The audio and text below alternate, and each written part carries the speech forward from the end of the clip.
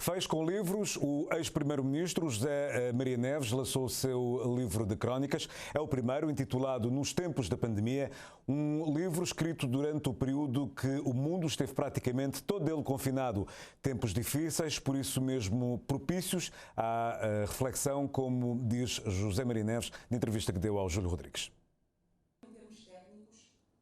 Nos Tempos de Pandemia é o quarto livro de José Maria Neves e o primeiro elaborado em estilo de crónicas. São textos de reflexão escritos em plena pandemia e nos momentos solitários impostos pelo confinamento. São mais de 60 crónicas que lançam um olhar sobre um mundo paralisado por uma pandemia que o autor decidiu resistir de forma criativa sem entrar na rotina, como ele mesmo escreve.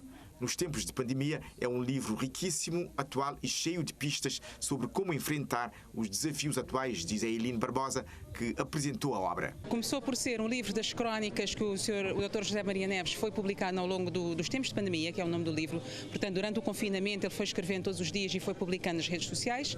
Depois ele resolveu reunir estas crónicas em livro, mas devido à riqueza da introdução que ele faz, nós estamos a falar de uma introdução de 40 e tal páginas, uma introdução de caráter científico, com muitas referências extremamente atuais que ele vai fazer, e depois com o prefácio do Dr. José Luís Joffre Almada, também um prefácio alongado, com muito enquadramento, e o pós-fácio também do Dr. Jorge Santos, acabamos por ter um livro riquíssimo, um livro extremamente atual, cheio de referências, cheio de pistas sobre como enfrentar os desafios que nós temos agora da pós-pandemia. Reflexões sobre a democracia e as liberdades, bem como a crise da política, revelam um autor preocupado com o futuro.